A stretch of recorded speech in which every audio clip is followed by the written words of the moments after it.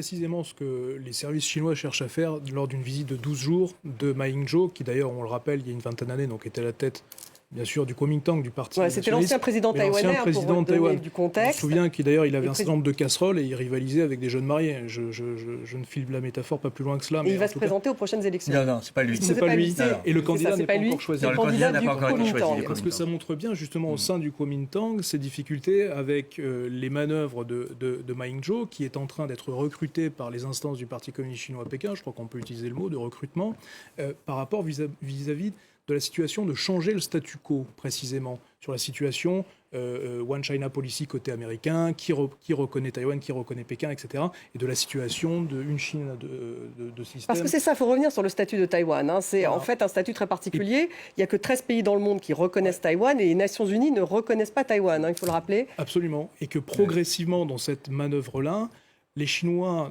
du continent, à savoir le parti de la République populaire de Chine, cherche à travailler l'opinion intérieure taïwanaise, et notamment le parti du Kuomintang, mais pas uniquement, pour précisément revenir sur la situation du statu quo et, sans faire la guerre, sans tirer un coup de feu, réussir à prendre l'île de Taïwan en la neutralisant. Sauf que ça ne se fait pas aussi simplement que ça, et qu'il y a des résistances. Vous avez senti cette espèce de campagne de désinformation, parce que c'est ça dont vous parlez, bien sûr, un peu.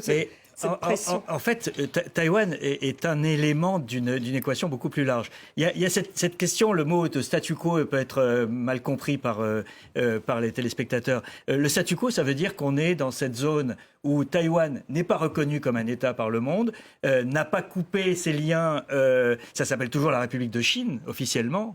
C'est quand même assez paradoxal, mais on ne change pas le statut, donc les Taïwanais ne proclament pas leur indépendance et les Chinois ne mettent pas la main sur Taïwan, mais on commerce, on échange et voilà. Mais Taïwan est aujourd'hui aussi pris dans l'enjeu beaucoup plus large de la confrontation sino-américaine, qui touche à la technologie, qui touche au contrôle et à l'hégémonie sur l'Asie, et qui passe par Taïwan. Et donc, la question, c'est qui veut changer le statu quo aujourd'hui ? Et en fait, David disait, il n'y a pas de solution. La seule solution, c'est le statu quo, c'est-à-dire ne toucher à rien. Ne toucher à rien. Mais qui souhaite aujourd'hui le changer, donc, Pierre Alors, il y a une petite minorité à Taïwan qui veut proclamer l'indépendance, mais qui est une petite minorité. Et le parti au pouvoir, le DPP, est très conscient que changer le statu quo, c'est la guerre. Donc, ils ne le toucheront pas. De l'autre côté, vous avez des gens à Pékin qui poussent, effectivement, il y a une aile nationaliste qui veut à tout prix passer à l'action et qui reproche souvent. L'année dernière, souvenez-vous, quand Nancy Pelosi était à Taipei, donc la présidente de la Chambre des représentants, et Xi Jinping a fait ce déploiement de force également, il y a une aile nationaliste sur les réseaux sociaux qui lui a reproché de ne pas avoir abattu l'avion de Nancy Pelosi. Donc vous voyez, vous avez des ailes extrémistes et qui poussent des deux côtés. Et puis vous avez les États-Unis qui aujourd'hui sont dans une surenchère interne entre républicains et démocrates. On le voit tous les jours, on le voit sur TikTok, on le voit sur la technologie, on le voit sur plein de sujets, et c'est le grand danger aujourd'hui, jusqu'à l'élection de l'année prochaine, va être dans cette marmite qui bout et sur lequel le point de consensus, c'est la Chine. C'est être contre la Chine et le seul moyen de se différencier, c'est de vouloir en faire plus. David Bavrez, est-ce que traditionnellement Taïwan est sous protection américaine ? Parce que j'ai vu qu'il y avait 300 soldats dans l'île. Alors, traditionnellement, oui. Mais je veux revenir sur les enjeux pour la Chine.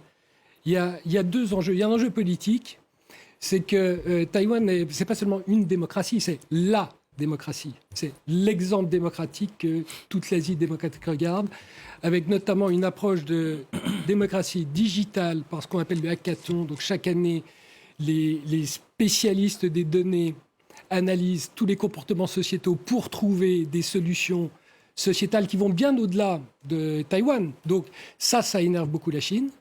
Et puis il y a une seconde dimension qui est économique, qui a échappé à la Chine, qui est l'émergence de TSMC, qui est le leader des puces semi-conducteurs, ce qu'on appelle les semi-conducteurs de très haute performance, qui était, juste pour mettre les choses en place, quand Xi Jinping est arrivé, c'était une société qui avait une capitalisation boursière de 50 milliards de dollars, comme beaucoup de sociétés dans le monde. Aujourd'hui, c'est 500 milliards. C'est un acteur incontournable pour tous nos smartphones. Donc si la Chine envahit Taïwan et TSMC, nous n'avons plus de génération d'iPhone. Donc le problème est devenu mondial et c'est ça qui a échappé à la Chine. C'est que ce problème qui aurait pu être un problème essentiellement sino-chinois, qui aurait pu être asiatique, est en fait aujourd'hui un problème mondial. Et c'est la raison pour laquelle moi je ne crois pas à l'invasion.